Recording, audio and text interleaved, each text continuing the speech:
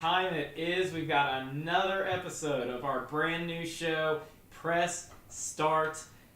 Commissioner Tino here, going to be doing the interviewing, and I know you all love our Tappers Takeover, so here today we've got a special guest, Jeff Moulton. Hi. Tappers Arcade Bar, one of the owners here. Thanks for having me. Yeah, excited to have you on the show, and we just want to get into it, learn a little bit more about the place we all love coming to, which, Sure. by the way, Thanks. March 9th, we're all going to be there. That's We're right. bringing the IGL family. Yeah, so March 9th definitely. again. Everybody make sure you mark your calendars for that. But, yeah, I mean, let's just kind of jump into it, Jeff. Sure, You know, yeah. I'm sure, you know, with our viewers, and we talked to you a little bit about the whole premise of the show. We just like having Yeah. people involved, whether it's in esports or here in Indy. For And sure. we're glad to have you on the show. Thanks for having me. It's awesome. Yeah, absolutely. So, you know, first things first, just give us a history lesson on Tappers, right? Like, how did you and Austin come up with the idea? You know, what kind of it took to get started going? It basically started, I bought a pinball machine. It's something Okay. I always wanted to do. You know, like as a kid, one of my friends his dad had a pinball machine, and it was like one of those things where it was like, oh, you can do that? You can just have a pinball machine in your house? You know, like I didn't, you know. And so ever since then, I always wanted one, and I got to the point where financially I was okay to do that, you know. And so I bought that. It quickly broke, Yeah. like pretty much right away. Sure. And then it sat in my house for months before I finally got the gumption to kind of learn how it works and fix it and all that stuff. And at that point, as they say in like the arcade collecting hobby, I caught the bug. Like at that point, I wanted more games, and I got into video games. But I'd been going to pinball expos and things like that. Okay. And I was familiar with the arcade bar concept because I knew they existed, but it wasn't until I was in Chicago visiting some friends of mine, they took me to one. Sure. It was headquarters. And walking through those doors was the light bulb moment where I was like, oh, I could do this, you know? Like, but at the same time, I was also very, like, I kind of thought, like, oh, I know all about arcade games and stuff, you know? But then, like, seeing one again for the first time, like a retro arcade, Sure. It kind of was humbling because I was like, oh, there's actually a lot of games that I hadn't seen, you know what I mean, that were there. I remember playing Marble Madness, and I could beat the one on the NES, but the arcade version was way harder. Stuff like that. And so I just started working on it, knowing that that's what I wanted to do with these machines that I was collecting. And then one day it was actually Austin built this crazy kegerator in his house. Nice. And it looks like a commercial product. Like Sure. what it actually is like a deep freezer converted over to, you know, just a home keg system. Yeah. But he did such a good job with it, and like the beers he was brewing just for fun was like whoa, you're like really into this. You know what I mean? So that's when the conversation got started. And I kind of like asked him if he wanted to be on this project. Sure. And then since then, it's you know, we've just been working on it pretty much every day since then. You're right. So it's he brought the beer, you brought the games, Exactly. you put it together, boom. Exactly. Tappers Arcade Bar was formed. That's awesome. And he, you know, we were actually trying to figure out the other day how long we've been working together. Mm. We've known each other for more than 10 years. Okay. But I think it's been like 5 or 6 years that we've been working together. So Oh wow. crazy. So, yeah, that's Time flies. That was actually one of the things I was going to ask is how you guys got met and got to know each other and even met in the first place. And it sounds like you were friends before you the Tappers idea. We met each other through mutual friends. Okay. And you know, so yeah, we already knew each other. Okay. A lot of it was like punk rock shows, stuff like that. He lived at a house that they played a lot of punk shows. Yeah, that's awesome. That's awesome. So I kind of knew him from there. Was that ever something that was talked about when you were getting the bar going? Is doing live music like that or anything? We used to like not really, but like I play the bass and he plays drums. Sure. And then we've worked with other people that play other instruments. We joked about like we should play some music or whatever, but honestly, pretty much all of us at Tappers are kind of all over the map with interests and stuff like that. So like, I don't know if musically we're on the same page. You know what I mean? Yeah. So. But yeah, we've talked about it. I think we've like jammed a couple times, but this is way before Tappers. Okay. Yeah. Okay. And I don't even really play hardly any anymore. I didn't know that, guys. I didn't know that about you guys. So that's pretty Yeah, neat. he's still in a band. Okay. They kind of, I don't know how often they play or whatever, but yeah. We'll have to get him to give us a little bit of info, so maybe we can bring some IGL people to your show sometime. Yeah, that'd be cool. That. That'd be pretty neat. You know, one thing that's always like kind of the joke, right? Like on TV, whatever. Like, oh, we should open a bar. Let's just Yeah. open a bar, right? You always hear right. that. I know, myself, and I'm sure plenty of our viewers were great at drinking at bars, right? Right, Like, we yeah. got that down, but Yeah. most of us don't know the first thing about running a bar. So I Sure. guess just give a little behind the scenes look about like We maybe didn't what are either. some things people don't know, or challenges or anything. Yeah, like that. so Austin pretty much orders all the beer, Mhm. and then we work together, and we have 2 managers that we pretty much do the operational stuff as a team, Mhm. and like I would definitely say that like in every aspect of everything, I feel like if you don't have the attitude that you're not still learning, Yeah. then you're doing it wrong. Like there's always something to learn. But the main challenge, honestly, of getting our business open was getting funding. Sure. So I feel like that's the hardest part. If you've got that already kind of taken care of, then the actual running of a bar, I mean, a lot of stuff is just common sense, Yeah. Yeah.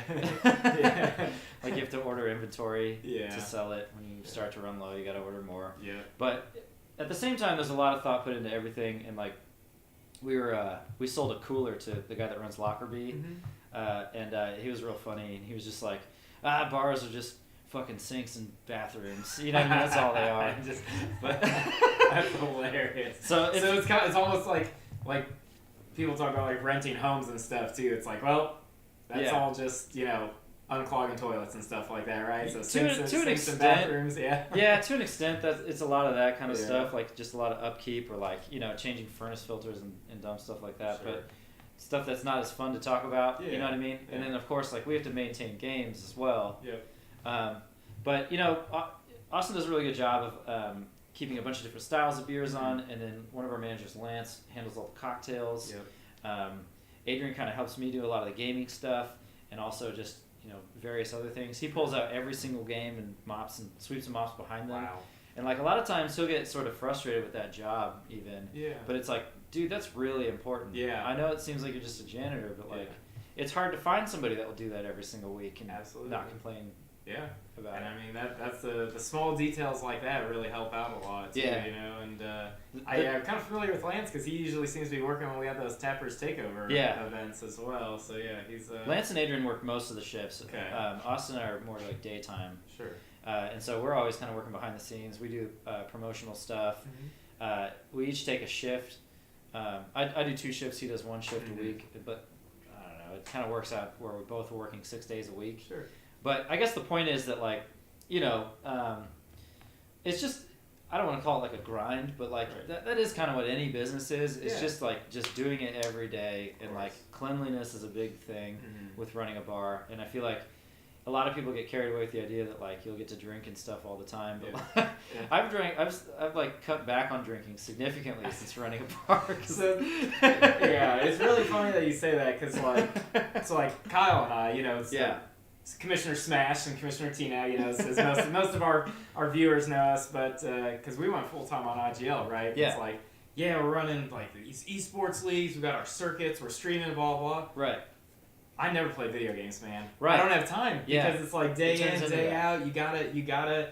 I mean, like you said, it's a grind, but when you love it, it's rewarding. It doesn't feel and as much like It's not.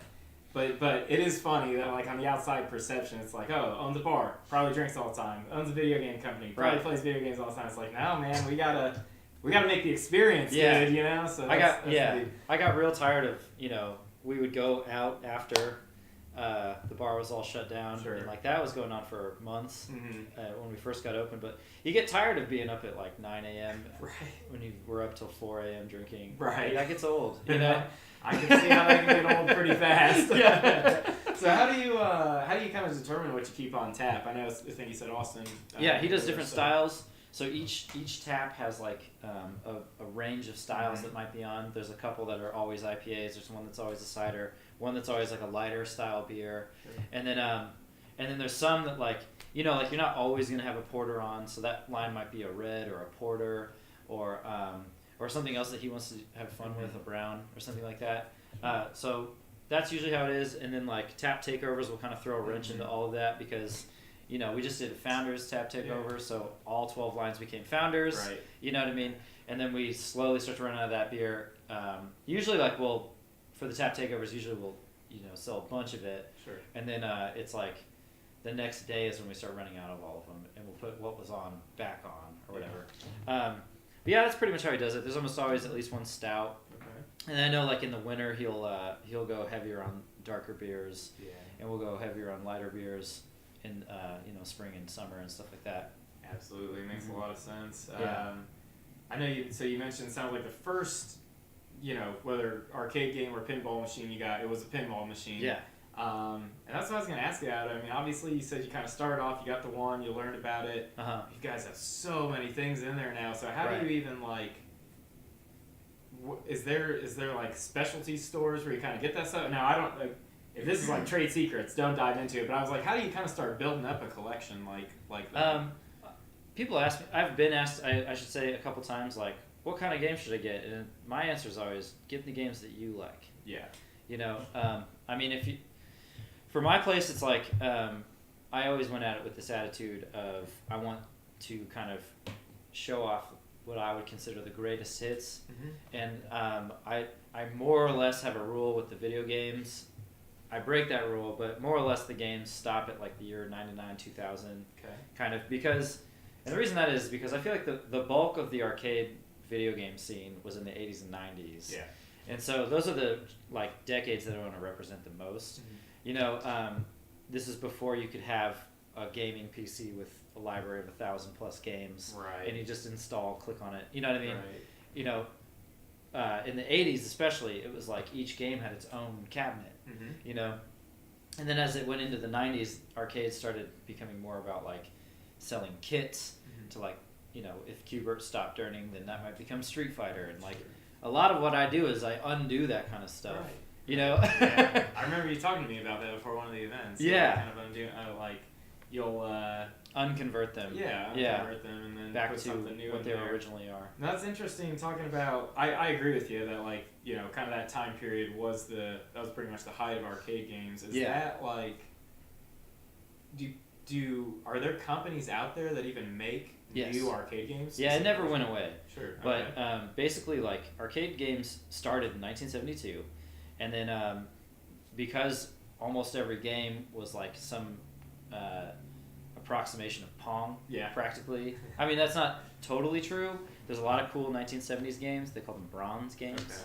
But like, it wasn't until 1978 where they started making microchip processors that are like just a little computer on a chip, basically, that games were able to become more advanced. So from 1978 to 1982 was like kind of the golden era of games. Like in 1982, their arcade games were the most prolific that they ever were.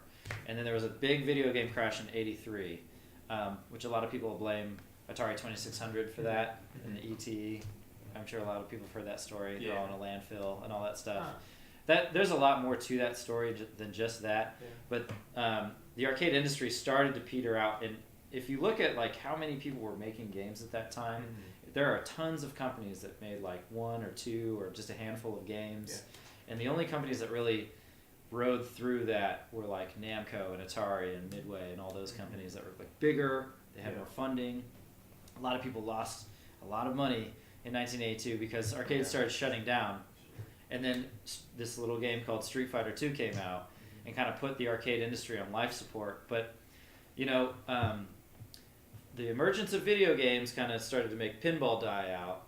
And then it's like as home consoles kind of caught up to the technology that arcades could do, arcade games started to die out. But like there's always been redemption games and like casino games and stuff like that. And so they do still make like what I would call like a classic arcade video game, but like a lot of them are for specific markets. Like, a lot of arcade American manufacturers are specifically looking for like family entertainment center type places like Dave and Buster's. A lot of machines are made probably like almost specifically for them. Other people could buy them, but every Dave and Buster's will have XYZ game. So we're probably not going to see like the Jurassic Park driving through the forest. I'd love to have that. Or the Star Wars lightsaber. Not like I know there's the new one that's like the dancing. I have now the 99 one. Oh, really? There's a bunch of Star Wars games. Damn. And it's like, I'm not afraid to venture into the newer stuff or whatever. It's not really that. It's just that like, I like to kind of keep it like, this is what the arcade felt like. So it's like, I like to think of it as like, if you were to step into a 90s arcade, where some operator was just super passionate about having all the best games from the 80s and the best games from the 90s. That's what Tappers is supposed to feel like. Okay. But then the pinball machines, we throw that all out the window. Yeah. Most of those are newer. Yeah, sure. Just got to keep as many as you can. They're more fun. Yeah. You know what I mean? Yeah. So that kind of so you mentioned the pinball machines are more fun.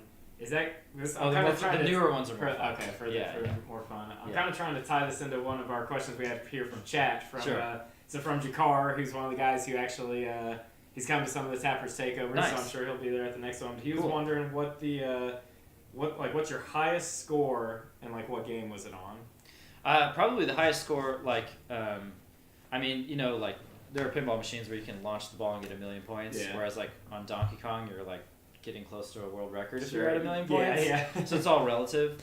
But probably the highest score that's been set, Billy Mitchell has been to Tappers and gotten over 1 million points on our Donkey Kong. Wow. A lot of people have called him out for being like a fake or lying about his scores. Yeah. I don't know if that's true or not. Yeah. I wasn't standing behind him when he played that. But I was standing behind him when he played my Donkey Kong, and that dude is insane. Wow. That's amazing. So. We've also got like a group of Galaga players that are all like top 10 world record type people, you know, so they're pretty nuts. Yeah. But I would say like almost every game has like that one savant. Yeah. You know what I mean? Because I think up at the back he used to have like or you probably still do, the high scores for all the games, right? It needs to be updated since we've done our expansion. Sure. But we'll get to that. Yeah. I mean, tell us about the expansion. I mean, what are some of the new plans? What all do you have going on? And it took us a long time to get it through. Mm-hmm. And mainly that was because we actually ate into Old National Bank, which is right next to us. So there was this like about, I don't know, probably 1,500 square foot space behind the bank. Mm-hmm. And then we finally were able to negotiate like the terms of the lease and all that stuff, and like the bank was real cool about letting us eat into their space. Mm-hmm. But there, there's a lot that goes into that, a lot of boring paperwork and negotiating with your landlord to get that stuff going. Yeah. Hey, I'm kicking a hole in the wall. Like, right. Are you okay with this?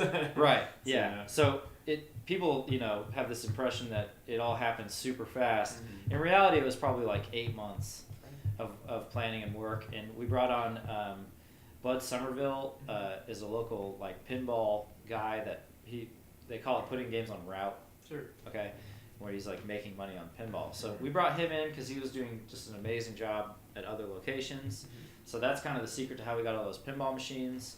And then the video games mostly just came from like my collection, and so I was going at it trying to add a bunch of cool video games, and then Bud and I were talking about what pinball games we'd want, and he's like set us up with like just an absolute cream dream lineup. Yeah. You know what I mean? Yeah. So we still have a few of our machines in there. There's 3 in there right now. Unless I have one game that's like a video game pinball hybrid called Baby Pac-Man. That's in there too. So technically we have 4 pinball machines. Okay. So that's kind of how it's gone with pinball, and he's gone absolutely nuts. Pinball's had a resurgence lately. There's now a bunch of companies making pinball machines. The 2 main ones are Stern and Jersey Jack. Okay. Jersey Jack machines are quite a bit more expensive. Mm-hmm. There's a lot more bells and whistles to them, and for that higher price tag, he's brought all 4 of them. And then he's got a nice row of Stern games, and then like my favorite era of pinball, which is now very well represented at Tappers, is like the 90s games. Okay. I feel like some of the best designers were making some of the best machines in that era. Mm-hmm. There's Medieval Madness, Scared Stiff, Monster Bash, Circus Voltaire, Theater Magic, and it's just like that lineup, like to anybody that knows anything about pinball, it's like, how do you have all of these? Yeah. You know what I mean? Yeah. All right, so is there I think I saw you guys are going to be starting to do like a pinball league, aren't you? So there must be a decent pinball following here in Indianapolis. Yeah, we've tried to stay kind of like cool with all of the other arcades and pinball people. People ask me all the time if I've been to this place or that place, and it's like I'm at my place all the time. Right. I want to check them all out, yeah. and I want to play nice with everybody. Yeah. But pinball is definitely where that kind of community thing shines. I think more than the video game side. Not to say that there isn't video game communities. Like there's definitely tournaments and things like that, and guys, like you guys. Sure. But pinball is really cool because like a lot of the operators know each other. Okay. You know, and there is a lot of like avoiding certain titles that other places already have. And one of the guys that's running tournaments, he goes to Centerpoint and Sinking Ship and the Pin Vault and our place. You know, so he's running tournaments at all these different places, which I think is awesome because then it's like it really does kind of tie that community together. Yeah. And you know, we never thought we'd be the only gaming place or anything like that. Yeah. We weren't the first. We won't be the last. You know. Yeah. But yeah, and I don't know. You know, video games is kind of a different beast, I guess. Yeah. You know? Yeah. Well, let's talk about that a little bit because Sure. well, actually, first I got another question from the chat from another one of our go for Tappers Takeover faithful 317 Slayer. Was just asking if there's. I know you just did the expansion here, so probably not any time in the near future. But have you and Austin ever talked about maybe trying to expand to other locations? We originally were looking at the possibility of going to Bloomington. Okay. But there's now an arcade bar in Bloomington, Mm-hmm. and that's kind of like I don't know. I would rather stay local anyway. Yeah. You know, I love Bloomington and everything, but like we don't live there, Right. so it'd be harder to maintain. Right. We've talked about another space. We're not ready for it yet. Sure. I have a ton more games, Yeah. but you know, it's not. The thing is, like, it's not the exact games I would put in another location. Okay. Because like, there's definitely some games that like you just have to have. There's like a certain roster of at least with video games. Mm-hmm. I think with pinball you can kind of play around more with which games you have. But like, you gotta have Donkey Kong, you gotta have Galaga, you gotta have NBA Jam and Blitz. Yeah. You know, like these are like no-brainer games. Yeah. Right. Exactly. You know? Exactly. You just have to have those. And so it'll take a while to get another set of those, but I don't know. We kind of kick it back and forth if we're gonna do that or when or whatever. I think we're into the idea, but like, you know, we've bitten off a lot, and we want to make sure that we're maintaining what we've done as well as we can first before we move on to anything else. Sure. But I like the idea of doing another location. One thing I've gotten really into are these Japanese cabinets called candy cabs, where you can kind of just put whatever game in it, especially if it was made in the 90s. So it's super fun to rotate it in, like right now I've got Altered Beast in one. Okay. Next month that's going to be Bubble Bobble. Another one has the X-Men Children of the Atom fighting game. Next month it's going to be Street Fighter 3. So it's like fun. You can just super easily switch stuff out. Sure. There's not a bunch of artwork and things. Yeah. A lot of times when you're redoing a cabinet, like I've got one at my house I'm working on called Food Fight. It's a 1982 game by Atari. It has like a really specific joystick. It's analog, and it's just like really hard to find parts for. And so I'm dumping a ton of money into that joystick, just to have backup parts so I can keep fixing it. Jeez. You know, and then it's going to be another like $300-400 to get all the artwork that's missing from it to like totally redo it. With these, like, Japan was like smarter than us in the 90s. Yeah. They just said, screw all that. Yeah. We're gonna make these like generic cabinets, but they're like these molded white pieces of like metal. Sure. They look crazy. Yeah. You know what I mean? They're awesome. They still look good. It's just not game specific art on it, right? Yeah. Okay. And I've noticed since we put those in with this expansion, there's 3 of those. I've noticed like just a certain type of customers you could tell probably aren't super into games. They'll sit down and play like stuff they probably wouldn't play if they were standing because I think they just like to sit. Yeah. So I like this. You know, when we were talking about doing another location instead of expanding, and we kind of eventually realized like we should just make this place as best as we can first before we do anything else. Yeah. I was already kind of getting bored with the idea of like collecting the same games again. Sure. You know. Because it's like, this is not that exciting to work on another Galaga. Yeah. Like, you know? Right, you've already done it, right? So. Yeah. But I'm kind of into this idea of, I like the idea of doing a bunch of like cocktail machines where you sit and play. So maybe I'll do something with that. Okay. I don't know. That'd be neat. Just a random idea. It's always fun kind of kicking those ideas around. Yeah. Thinking about what you could do. Yeah. So. And I don't know if people would think it's better or what, but you never know until you try it. Yeah, exactly. You got to try it out. But I'd say for now, like that, if we do anything, it'll be down the road. Like, sure. We always try to make sure that we like to focus on having things be as high quality as we can. Yeah. You know. Anyway. Yeah. Hey, it's a good strategy. It's worked well for you guys so far. Yeah. So I mean, might as well keep doing it here. Sure. I know we kind of briefly talked about, or you briefly mentioned video games being kind of a different beast compared to the pinball and arcade stuff. I know you had a tournament today. I know typically you'll run some tournaments throughout the year, so Yep, we do it maybe every just Sunday. give people a little sense of like what kind of games you're getting into, and Yeah. every Sunday, guys. So if you're looking for games to play, listen to which ones are going to be played here and come out to the right night. We've tried a ton of different stuff. Like I was saying, Adrian helps me with a lot of the video game stuff. We've gotten like 4 original Xboxes and 4 CRTs and 16 controllers to do Halo and Halo 2. That's been a pretty popular thing, so we'll keep doing that randomly throughout the year. But the big draw tournaments are definitely Smash Brothers, especially with Ultimate is out now. That's a huge game. So, in fact, the last time I ran one last week, I got caught a little bit off guard. We had like twice as many people as normal, so like I'll be gearing up and getting more monitors and stuff like that, so we can accommodate more people. But Smash Brothers will be every month. Okay. We'll be doing a pinball tournament every month. We'll be doing a racing game every month. So Mario Kart 64 is always popular.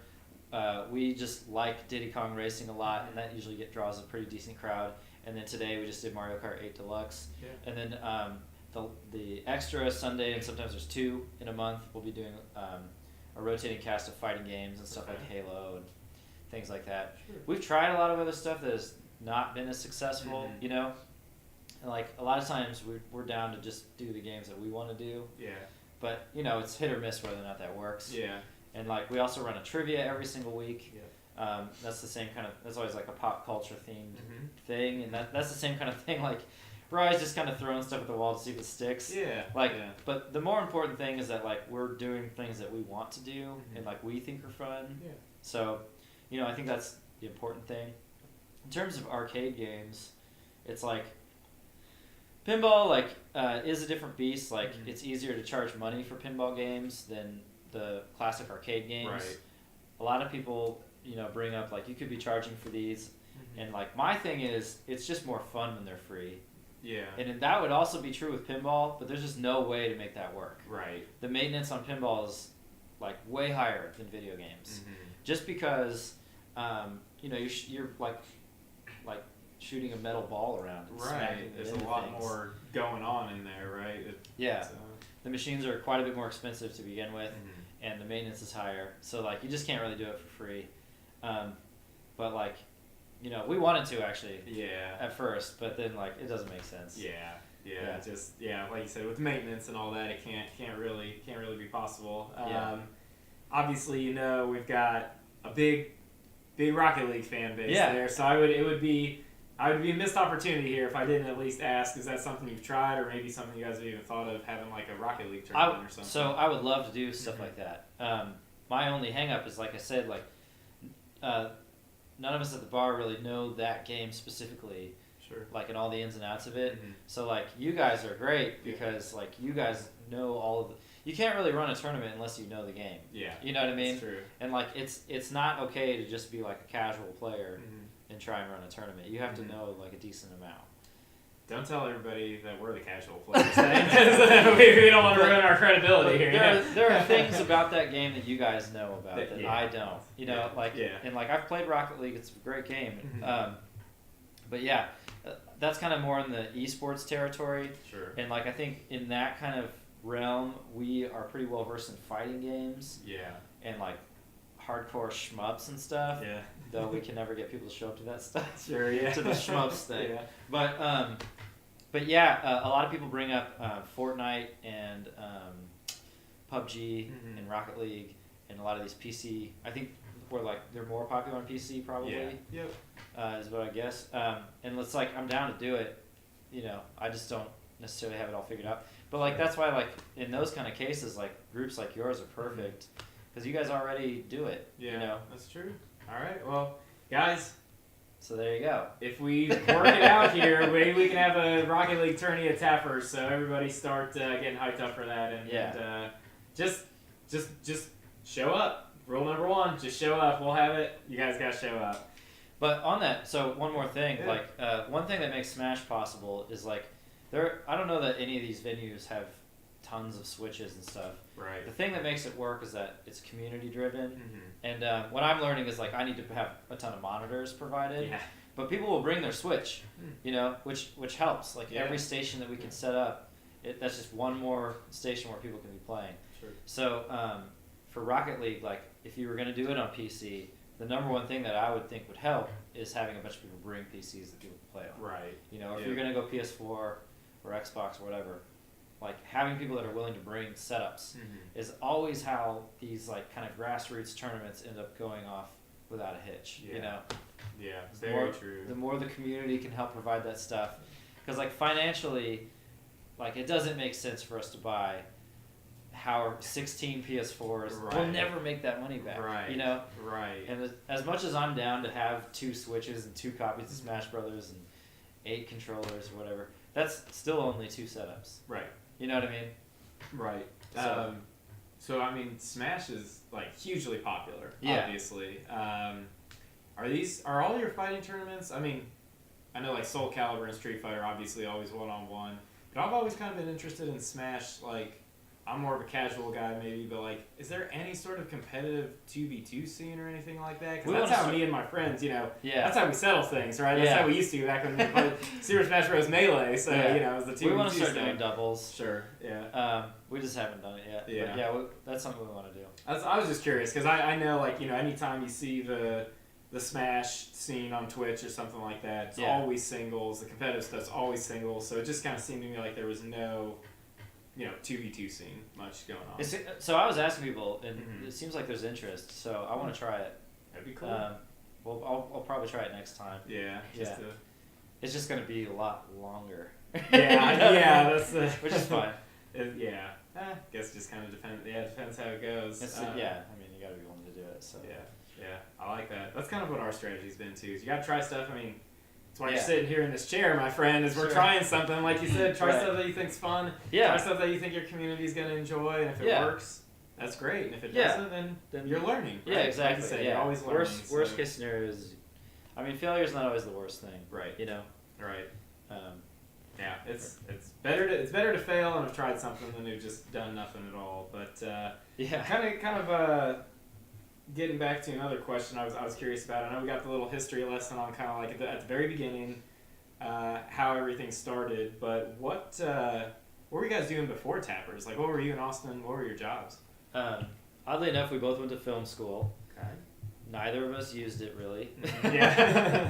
No, he was working for PSAV, which is a like an AV company. So like they would set up projectors and whatever else is needed for like for companies when they'd have like big meetings or a convention or something like that. So he'd set up speakers and screens and all that kind of stuff, run wiring through people's ceilings and whatever. So that's what Austin was doing. And then he also, like, at one point worked at the Thompson Tap Room, which is in the city market. Sure. And then I was working for my dad. My dad owns an indoor soccer facility, Off the Wall Sports in Carmel. Nice. Oh, yeah. Give him the plug here. Yeah, that's what this is all about.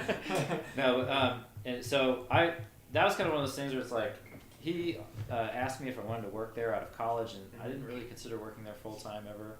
Yeah. But when he asked me, it's like, oh, sure. You know what I mean? Like, I'm very lucky to have that connection. And so my dad helped us every step of the way getting Tappers off the ground. But Off the Wall Sports is like a family to me, Sure. But it never really felt like what I wanted to do. Right. And so I always knew I wanted to start some kind of business, but I just didn't know what it was, And then I think like one of the hardest things is just coming up with the right idea. Yeah. You know what I mean? You can spend your life dedicated to any number of things. What's the one thing that you want to do? Yeah. And then when that kind of clicked with me, it was just a lot of things kind of falling into place at the right time. It just felt right, and then we went for it. But it was very hard to get off the ground, and we still feel very like lucky, and it's kind of sometimes it's like, man, we did this, Yeah, I know the feeling. To be honest, we really didn't have the money to start it. Yeah. You know what I mean? So that was like the big hurdle. But that's got to be the biggest challenge for most startups, right? I think so. We've all got these ideas. obviously a big challenge is just acting on them, right? Like a lot of people We're might staying not be dedicated. willing to take that first step. We're staying dedicated. But yeah, obviously scrapping and finding a way to get that money and make it happen. Yeah. That's the big key at the very beginning there. Yeah. So I've bought so many stupid like kits or whatever. Like at one point I wanted to get into screen printing. I played in bands and like I wanted at one point I was like trying to sell comic books and like I had all these random ideas of like something I could start with a business. And the one thing I think that I know is that like you just gotta pick something and then stick with it. Yeah. You know what I mean? No matter how many times you have to start over. Yeah. That's really the secret. Absolutely. That's what I always. It's kind of the joke within the community. I always say our rule number one is just show up. Right. Just show up. 95. I change the percentage every time, but 95% of your success is just showing up. Right? It's true. If you show up. You keep working after it. You keep persevering. It's nice to hear that echoed here from from another. You'll fall flat on your face more times than you have successes, but you just got to keep learning and keep going. You know, it's crazy now to think of it now, but like we couldn't sell tappers to anybody. You know, like nobody wanted to really invest. We had a couple people that were like talking about it at different points, but like it was never easy to get like a bank or anybody to agree to give us money. You know. And so we ended up going the social media campaign route, and we raised $30,000 by basically parading games around to breweries every weekend for like 3 months. Oh, wow. That sucked. I can only imagine. So take us through what that was like. I mean, was it just like? Were you guys renting? Does one of you have a truck or something you're carrying these around? No, we rented trucks. Actually, it's kind of hilarious. Neither of us have a truck at all. So I've been borrowing vehicles. It's been by the skin of my teeth this whole time. That's amazing. I don't really have like a storage facility. We were fixing up games in my house. Like I just turned my living room into a shop. Like I don't have a garage or anything. You know, so it's like I was not set up to do this really at all. But you know, we just kind of made the best of what we had available to us, and you never use your network. You never know what kind of friends you have. You know what I mean? And like the big thing for us was like, so like we tried for over a year to get somebody to fund tappers, so that we could just get it off the ground, and it wasn't working. And then like at one point we kind of got discouraged, and like. You know, Austin was getting married, and like I just kind of was like, we need to do something. Like I was looking at all these games in my house, like, what did I do? You know what I mean? I gotta do something. You know, and so then like I came up with that idea, kind of organized a lot of it, and then Austin jumped in and helped me every step of the way. You know, after we kind of came up with what we were gonna do, and we were sitting there like. There was a long time where like we would just sit every night just looking at spreadsheets and like we'd work on games and then go back to working on spreadsheets, and you know it's just a lot of like what if we could get this much money then we could do this, you know, and like a lot of what we estimated ended up being totally off the mark and stuff, and then like it finally like came together, but during that campaign it was like through this whole time actually like when we were starting Tappers we were both working full-time jobs and then working on Tappers after our jobs. Neither of us had a life like at all for several years, you know. Sounds about right. Then you get the business open and it's like this more of the same. Exactly. It was a while before we could finally start taking a day off every now and then and stuff like that. And now it's to the point where I've got managers I can trust. I got really good bartenders. Most of the games work. Like we've gotten better at maintenance and stuff like that. We have a guy specifically for pinball. You know, so it's like you just grow as you do it. But like every weekend we were the other thing is like we were also like trying to splash with a big story during the campaign. So it's like we were bouncing around from doing podcasts and we just had this mentality that like nothing's too small. You know what I mean? Like some of the podcasts we were doing were reaching like a pretty sizable audience. Others were reaching like 5 people. But like we didn't turn anything down. And so and then like every week on the weekends we'd be taking all these games to a brewery and like that was crazy because like games would break. They break most often when you move them. You know, so like a game would break and we'd like shuffle that out, get another one in. It was nuts. We talk about that sometimes. We're just like, I don't know that we could do that again. Yeah. You know what I mean? Like, wow. It seems like such a nightmare now. So were you were like approaching these breweries then, like, hey, we've got this idea, can you just let us set up and? Yeah, for the most part, it was pretty easy to get people. Like, I don't know, I feel like Indianapolis is pretty cool. Like, there's a lot of businesses that are locally owned and like are down to help out other locally owned businesses. Yeah. Which is awesome. Yeah. You know. Amazing. Yeah. Yeah. I mean, I was gonna say I can speak to that with what you guys did for us, you know, and and validate your network point, right? Like, shout out to Jacob who Matt you guys know as Matt, but he you know, our community knows him. They've seen him on the field, but he's really the reason that we got connected with you guys in the first place. I think he knew Austin. Yeah.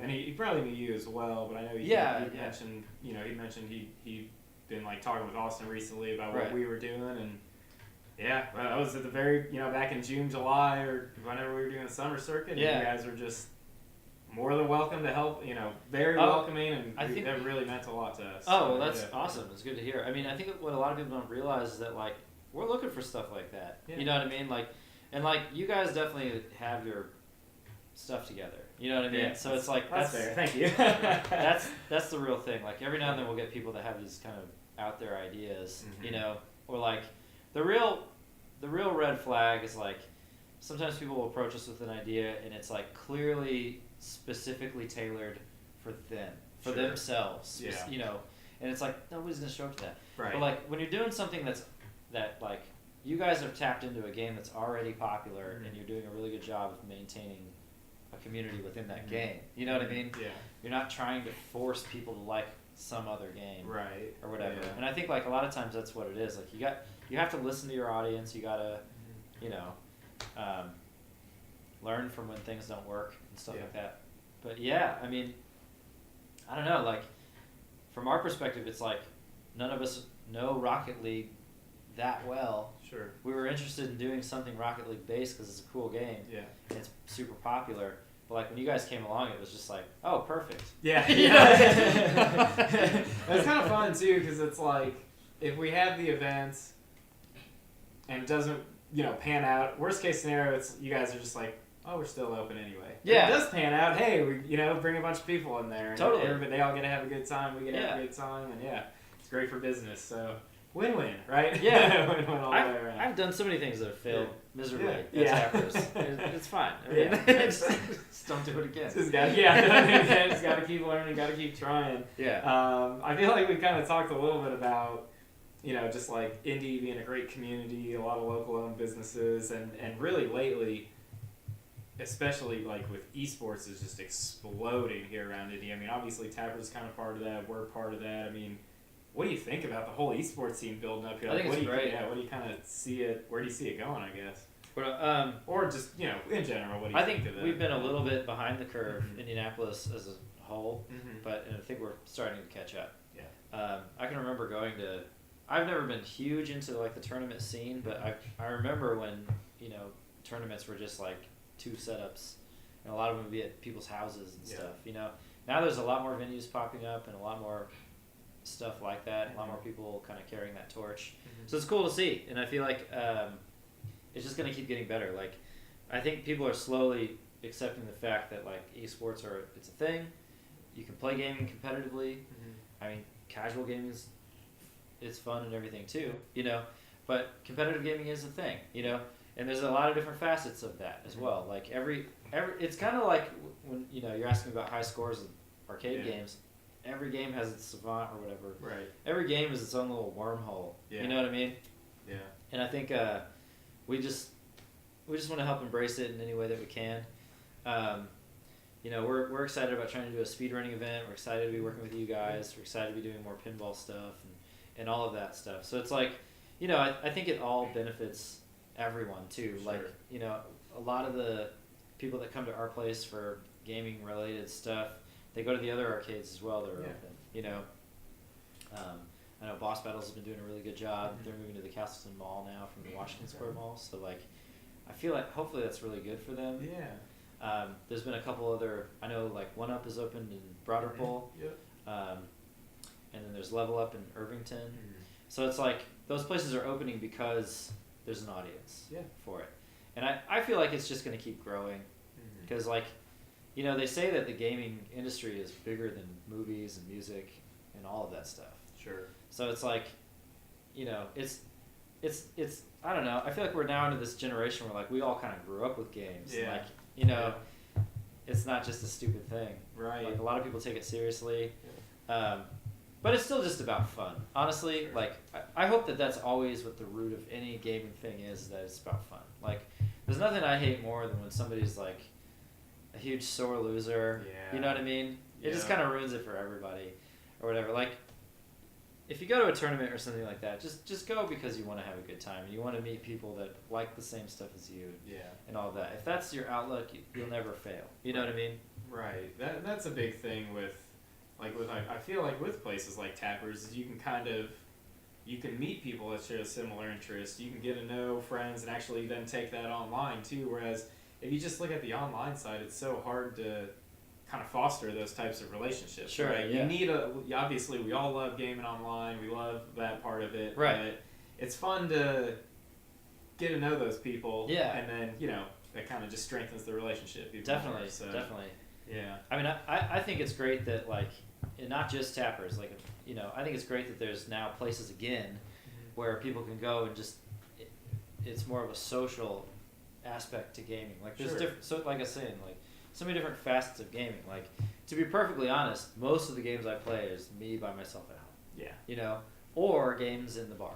Right. And, like, when I'm playing games in the bar, I'm much more likely to play multiplayer games or, like, play games with somebody else, you know. But I'm more of, like, a solo gamer, really. Sure. I like going for high scores and speed running and that kind of stuff. Yeah. I usually don't play online, quite frankly, just because I always lose. Yeah.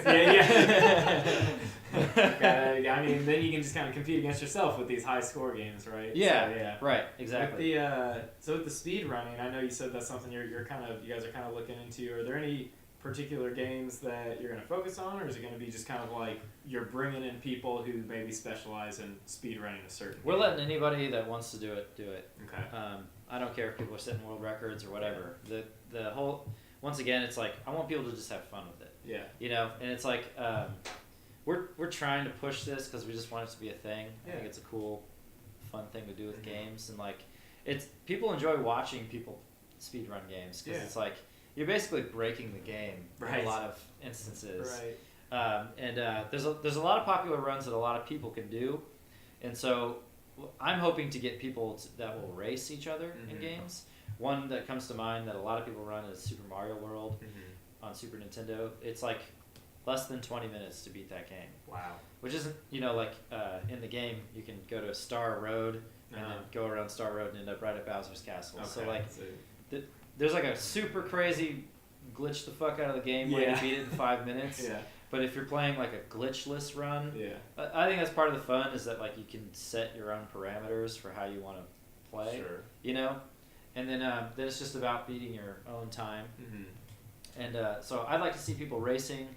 I want to see people play any game that they just really love. I think, like, speedrunning was kind of born out of people, like, you know, when you're a kid, you have, like, only a handful of games. Yeah.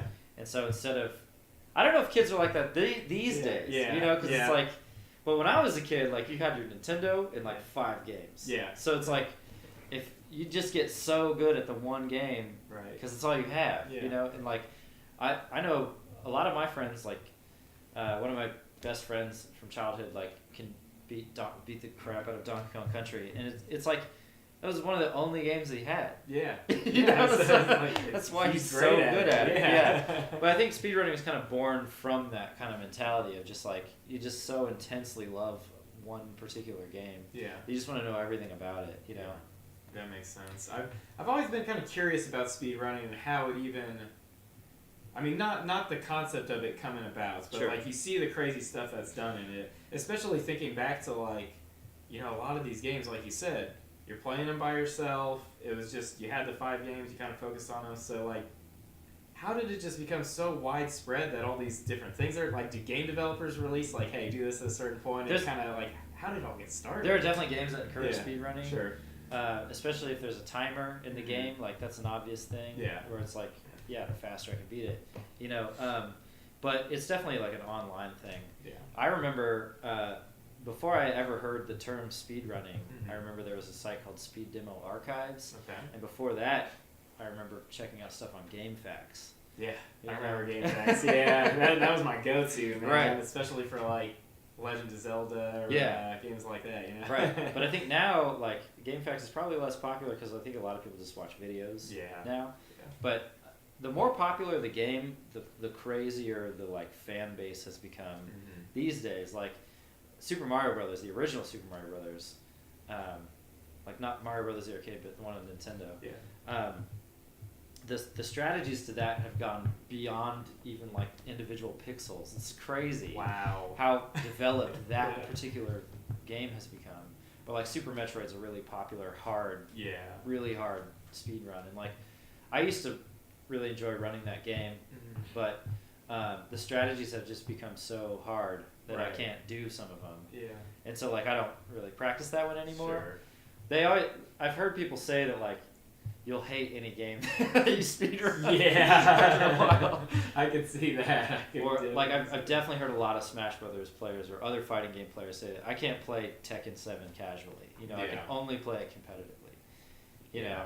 I could. I mean, because I bet Rocket League players are that way too. I would imagine, yeah. I mean, maybe we'll let some of the really highly skilled guys in our community speak to that. But I could, from a fighting game perspective, I mean, it's like that high level of play. When you get up there, it's hardly even a game anymore, right? I mean, it is just so technique driven. Yeah, absolutely. Just to think about reducing it back down to just mashing buttons. Like once you get to that level, how can you? Yeah. You know, how can you come back down? I always hear people talk about the meta of the game, where it's like they've got things down to a science. You know what I mean? And like when you always know people are to that level when like they can have entire conversations where it's like I don't know anything that you just said. Right. You know? Right. So,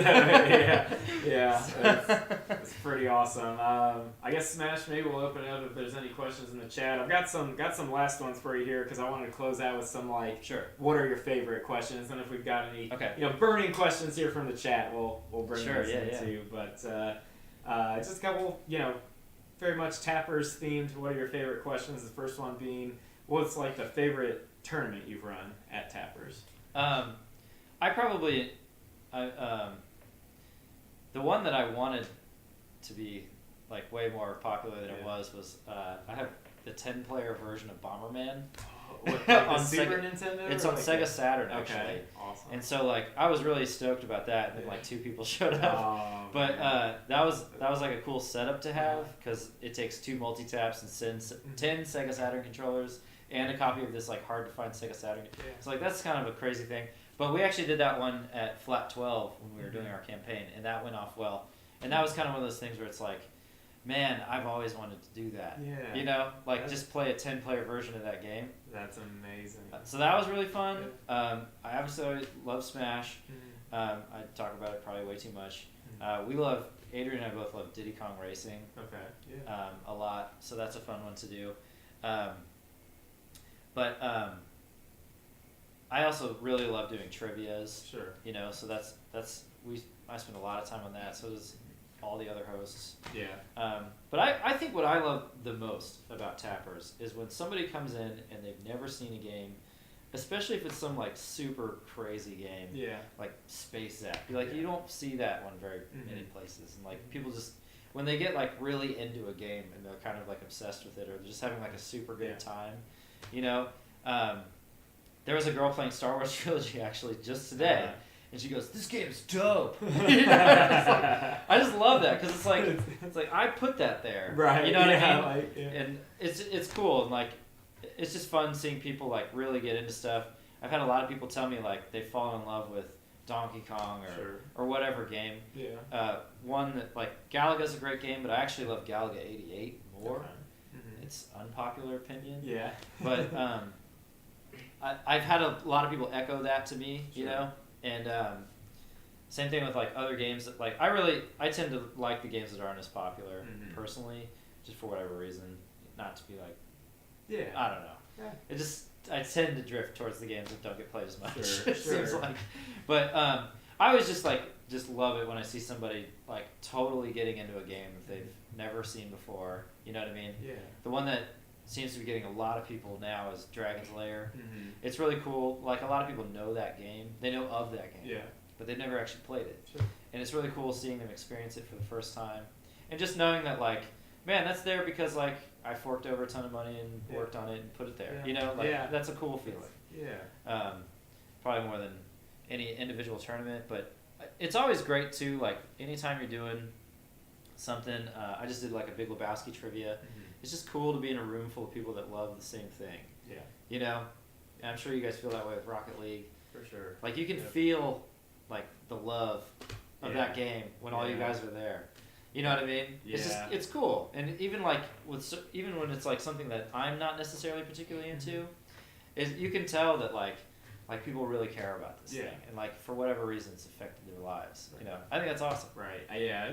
It's pretty amazing seeing a group of people passionate about really any sort of gaming thing. Yeah. Well, I guess anything in general, but I mean, specifically we're talking about gaming. Like it makes you kind of want to find out more about it, you know, or get into it yourself because it's just neat to see that. So we Andrew and I do a lot of stupid crap for our own personal amusement. Yeah.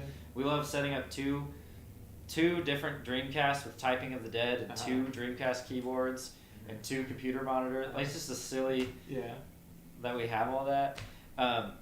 Typing the Dead's really fun, and like people randomly get into typing games. I feel like there's a certain like oddball audience for typing games. That's super fun. There's also this crazy original Xbox game called Steel Battalion. Okay. It's a giant mech warrior game, and like the controller is just nuts. Like there's literally like 3 or 4 buttons where you just like flip up a plastic piece and push a button, and then you never use that button again. You know, like, and then you got these like it's literally like this big, the controller. Yeah. So we like are dying to get like, we want to get more than one. Yeah. You know, and like have people play each other in Steel Battalion. Yeah, that would be awesome. And it's probably just gonna turn into like 5 people, but I don't know. Like when people actually do show up for silly stuff like that, I love that kind of thing too. For like, sure. I've thrown like kind of obscure consoles under people's noses. I brought a Virtual Boy one day, and it was fun watching people. I don't Is know. that the one that used to have the Wario World? It's the one that got recalled. Yeah. Okay. It ruins your eyesight. But yeah, it was. Got it. So I put this disclaimer: is like, do not play for more than 20 minutes. Yeah. It's bad for you. Huh. But people like seeing that weird stuff. It's fun seeing people interact with that kind of stuff. Yeah, that's neat. So what? Again, closing out with some favorite questions here. Sure. What's your favorite like arcade game and/or pinball machine? I'd say it changes pretty regularly, but like definite like go-tos. What I've been playing the most arcade-wise is Robotron. Okay. I also have always been a huge Asteroids fan. Centipede. I tend to like games that are a bit harder right off the bat. Sure. Like Ghouls and Ghosts is another favorite of mine. I love Final Fight. Yep. I've been trying to learn how to beat Final Fight on 1 credit. Like, so you get 3 lives. Yeah. Like, that's something that I had Final Fight on Super Nintendo when I was a kid. Yeah. And like I always used the Game Genie to beat that game. And like if you told me that I could get to the last level on the arcade version, I mean, like if you went to my 9-year-old self and was like, I have the Final Fight arcade, you know what I mean? Yeah. That would already make me freak out. Right. But like then knowing that like I could almost beat this game, you know, that's like that seemed impossible to me as a kid. So Final Fight's definitely a big one for me.